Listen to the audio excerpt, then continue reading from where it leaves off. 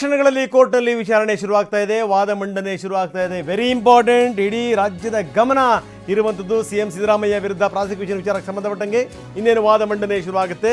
ಕೆಲವೇ ಕ್ಷಣಗಳಲ್ಲಿ ಹೈಕೋರ್ಟ್ನಲ್ಲಿ ವಿಚಾರಣೆ ಆರಂಭ ಆಗುತ್ತೆ. ಈಗಾಗಲೇ ರಾಜ್ಯಪಾಲರ ಪರ ವಕೀಲರು ಕೋರ್ಟಿಗೆ ಆಗಮಿಸಿದ್ದಾರೆ. ಕೆಲವೇ ಕ್ಷಣಗಳಲ್ಲಿ ವಾದ ಮಂಡನೆ ಶುರುವಾಗುತ್ತೆ. ಸಾಲಿಸಿಟರ್ ಜನರಲ್ ತುಷಾರ್ ಮೆಹ್ತಾ ಬಂದಿರೋದು, ಸುಪ್ರೀಂ ಕೋರ್ಟ್ನ ಹಿರಿಯ ವಕೀಲ ಮಣಿಂದರ್ ಸಿಂಗ್ ಕೂಡ ಹಾಜರಾಗಿದ್ದಾರೆ. ಸ್ನೇಹಮಯಿ ಕೃಷ್ಣ ಪರ ಮಣಿಂದರ್ ಸಿಂಗ್ ವಾದ ಮಾಡ್ತಾರೆ. ತುಷಾರ್ ಮೆಹ್ತಾ ರಾಜ್ಯಪಾಲರ ಪರವಾಗಿ ವಾದ ಮಾಡುವಂಥದ್ದು. ಈಗಾಗಲೇ ತುಷಾರ್ ಮೆಹ್ತಾ ಬಂದಿದ್ದಾರೆ, ಮಣಿಂದರ್ ಸಿಂಗ್ ಕೂಡ ಬಂದಿದ್ದಾರೆ. ಕೆಲವೇ ಕ್ಷಣಗಳಲ್ಲಿ ವಿಚಾರಣೆ ಆರಂಭ ಆಗುತ್ತೆ. ಇವತ್ತು ಏನಾಗಬಹುದು ಅನ್ನುವಂಥದ್ದು ಇದ್ದಿಲ್ಲ, ಅದು ಹಿಂದಿನ ಒಂದಷ್ಟು ವಿವರಗಳನ್ನು ನಾವು ನಿಮಗೆ ಕೊಡಲೇಬೇಕು. ಹಿಂದೆ ಯಾರ್ಯಾರು ಯಾವ್ಯಾವ ವಾದ ಮಂಡಿಸಿದ್ರು ಅನ್ನೋದನ್ನು ಹೇಳಬೇಕು.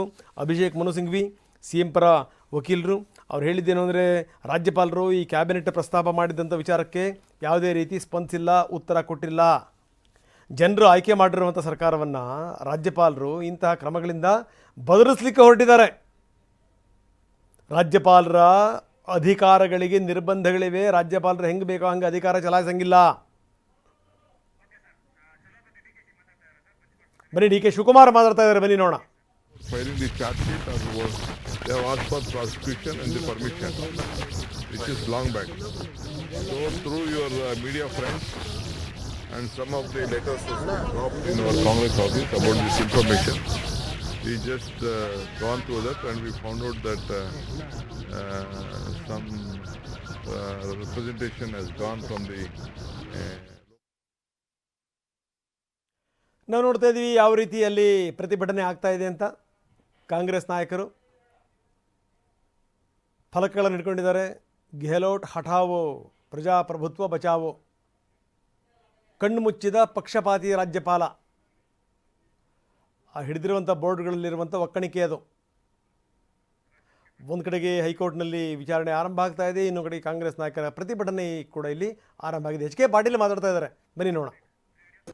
ಇವತ್ತು ನಾವು ಹೋಗ್ತಾ ಇರೋದು ಹಿಂದಿನ ಪ್ರಕರಣಗಳೇನದಾವ ಆ ಪ್ರಕರಣಗಳಿಗೆ ವಿಶೇಷವಾಗಿ ನ್ಯಾಯಯುತವಾಗಿ ಏನು ರಾಜ್ಯಪಾಲರು ನಿರ್ಣಯ ಮಾಡಬೇಕು ಆ ನಿರ್ಣಯ ಮಾಡ್ತಾ ಇಲ್ಲ. ಆಡಳಿತಾತ್ಮಕ ನೈತಿಕ ದೃಷ್ಟಿಯಿಂದ ಇವತ್ತು ಈ ಕಾನೂನನ್ನು ಈ ಒಂದು ನಿರ್ಣಯವನ್ನು ಅವ್ರು ತೆಗೋಬೇಕಾಗಿದೆ.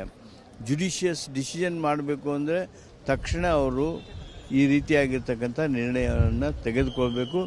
ಹಾಗೆ ಮುಖ್ಯಮಂತ್ರಿ ಪ್ರಕರಣದಲ್ಲಿ ಅಷ್ಟು ಆಸಕ್ತಿ ಅವಸರ ತೋರಿಸಿದ್ರು, ಅದರ ಸ್ವಲ್ಪ ಪ್ರಮಾಣವಾದರೂ ತೋರಿಸ್ಬೇಕಲ್ಲ, ಅಷ್ಟೇ. ಸರ್, ಇವತ್ತು ರಾಜ್ಯಪಾಲರು ಅದನ್ನು ಪ್ರಾಸಿಕ್ಯೂಷನ್ ತೆಗೆದುಕೊಳ್ಳಿಲ್ಲ ಅಂದರೆ ಸರ್ಕಾರದ ಮುಂದೆ ಏನು ಹಾದಿ ಇದೆ? ಪ್ರತಿಯೊಂದು ಬ್ರಿಡ್ಜ್ಗಳು ಬಂದಾಗೇ ದಾಟಬೇಕು. ಇದು ಎಚ್ ಕೆ ಪಾಟೀಲರ ಮಾತು. ಎಚ್ ಕೆ ಪಾಟೀಲ್ ಭಾಳ ಮಾರ್ಮಿಕವಾಗಿ ಉತ್ತರ ಕೊಟ್ಟರು. ಈ ಬ್ರಿಡ್ಜ್ಗಳು ಬಂದಂಥ ಸಂದರ್ಭದಲ್ಲೇ ಅದನ್ನು ದಾಟಬೇಕು ಅನ್ನುವಂಥ ಮಾತು. ಈಗ ನೀವು ಮುಖ್ಯಮಂತ್ರಿಗಳಿಗೆ ಬಹಳ ಬೇಗ ನೀವು ಪ್ರಾಸಿಕ್ಯೂಷನ್ಗೆ ಅನುಮತಿ ಕೊಟ್ಟು ಬಿಡ್ತೀರಿ, ಆದರೆ ಬೇರೆ ಬೇರೆಯವರ ಪಟ್ಟಿ ಇದೆಯಲ್ಲ, ಜೊಲ್ಲೆ ಅವ್ರದ್ದಿದೆ, ಯಡಿಯೂರಪ್ಪನವ್ರ ಬಗ್ಗೆ ಇದೆ, ಮುರುಗೇಶ್ ನಿರಾಣಿಯವ್ರ ಬಗ್ಗೆ ಇದೆ. ಇದರ ಬಗ್ಗೆ ಯಾಕೆ ರಾಜ್ಯಪಾಲರು ಚಕಾರ ಎತ್ತಾ ಇಲ್ಲ? ಕುಮಾರಸ್ವಾಮಿ ಅವರ ವಿರುದ್ಧ ಇದೆ, ಯಾಕೆ ಚಕಾರ ಎತ್ತಾ ಇಲ್ಲ? ರಾಜ್ಯಪಾಲರು ಪಕ್ಷಪಾತ ಧೋರಣೆಯನ್ನು ಅನುಸರಿಸ್ತಾ ಇದ್ದಾರೆ. ಇದು ಕಾಂಗ್ರೆಸ್ ನಾಯಕರ ಆರೋಪ.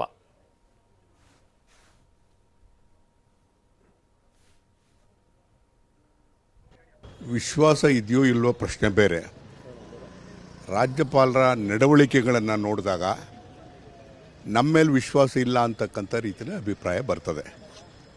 ಅದು ಸಾಂವಿಧಾನಿಕವಾದಂಥ ಹುದ್ದೆ.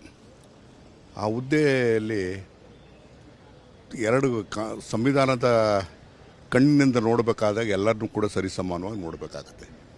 ಬಟ್ ಎಲ್ಲೋ ಒಂದು ಕಡೆಗೆ ತಾರತಮ್ಯ ಮಾಡ್ತಾರೆ ಅಂತಕ್ಕಂಥ ಭಾವನೆ ಬಂದಾಗ ಎಲ್ಲೋ ಒಂದು ಕಡೆಗೆ ರಾಜ್ಯಪಾಲರಿಗೆ ನಮ್ಮ ಮೇಲೆ ವಿಶ್ವಾಸ ಕಡಿಮೆ ಆಗಿದೆ ಅಂತ ಭಾವನೆ. ಸರ್, ಈಗ ಇವತ್ತು ಕೋರ್ಟ್ನಲ್ಲೂ ಕೂಡ ವಿಚಾರಣೆ ಇದೆ, ನ್ಯಾಯ ಸಿಗುತ್ತಾ? ಸಿದ್ದರಾಮಯ್ಯನವರ ಪರವಾಗಿ ಕೋರ್ಟು ಕೂಡ ತೀರ್ಮಾನ ಮಾಡುತ್ತೆ ಅಂತ ನಿಮ್ಗೆ ಅನಿಸುತ್ತಾ? ನೋಡಿ, ನ್ಯಾಯಾಲಯದ ಮುಂದೆ ಇದ್ದಾಗ ಏನಾಗ್ತದೆ ಅಂತ ಹೇಳಕ್ಕೆ ಬರೋದಿಲ್ಲ. ಇವತ್ತು 3ನೇ ದಿವಸ ಕೇಸ್ ನಡೀತಾ ಇರ್ತಕ್ಕಂಥದ್ದು. ಆನ್ ಫ್ಯಾಕ್ಟ್ಸನ್ನು ತಗೊಂಡ್ರೆ ಸಿದ್ದರಾಮಯ್ಯ ಒಬ್ಬ ನಿರ್ದೋಷಿ. ಯಾವುದೇ ರೀತಿಯಲ್ಲೂ ಕೂಡ ತಪ್ಪು ಮಾಡೋದಕ್ಕೆ ಸಾಧ್ಯ ಆಗಿಲ್ಲ. ತಪ್ಪು ಅಂತಕ್ಕಂಥದ್ದು ಯಾರು ಕೂಡ ಪ್ರೂವ್ ಮಾಡೋಕ್ಕಾಗೋದಿಲ್ಲ. ಆದರೆ ಟೆಕ್ನಿಕಾಲಿಟಿ ಮೇಲೆ ಕೋರ್ಟ್ ಬೇಸ್ ಮಾಡಿದರೆ ಏನಾಗ್ತದೆ ಅಂತಕ್ಕಂಥದ್ದು ನೋಡಬೇಕು. ಆದರೆ factual position is Siddaramaiah is not at fault. Sir, ನೀವು ಹಲವಾರು ದಶಕಗಳ ರಾಜಕಾರಣ ಮಾಡಿದವರು, ವಿರೋಧ ಪಕ್ಷಗಳಿಂದ ಒಂದು ಕ್ರಿಯಾಶೀಲವಾದ ರಾಜಕಾರಣದ ಬದಲು ಟಾರ್ಗೆಟ್ ಪಾಲಿಟಿಕ್ಸ್ ನಡೀತಿದೆ ಅಂತ ಅನ್ಸುತ್ತಾ? ಎಲ್ಲ ಒಂದು ಕಡೆಗೆ ರಾಜಕೀಯ ವಿದ್ಯಮಾನಗಳು ನಡೀತಾ ಇರ್ತಕ್ಕಂಥದ್ದನ್ನು ನೋಡಿದಾಗ ನನಗೂ ಕೂಡ ಸಮಾಧಾನ ಇಲ್ಲ. ನೋಡಿ, ಮೊನ್ನೆ ಸದನ ನಡಿಬೇಕಾದಂಥ ಸಂದರ್ಭದಲ್ಲಿ ಒಂದು ಸಣ್ಣ ವಿಚಾರ, ನಮ್ಮ ಕರ್ನಾಟಕದ ಬಜೆಟ್ ಅಂತಂದರೆ 3,71,000 ಕೋಟಿ ಬಗ್ಗೆ ಎಲ್ಲರೂ ಕೂಡ ಚರ್ಚೆ ಮಾಡಬೇಕು. ಆದರೆ ಕೇವಲ 85 ಕೋಟಿ ಒಂದು ವಿಚಾರನ ಅದನ್ನಕ್ಕೆ ಪ್ರಸ್ತಾಪ ಮಾಡಿದರು. 3 ದಿವಸ ಅಲ್ಲ 4 ದಿವಸ ವಿಚಾರಣೆ ಮಾಡಿದರು.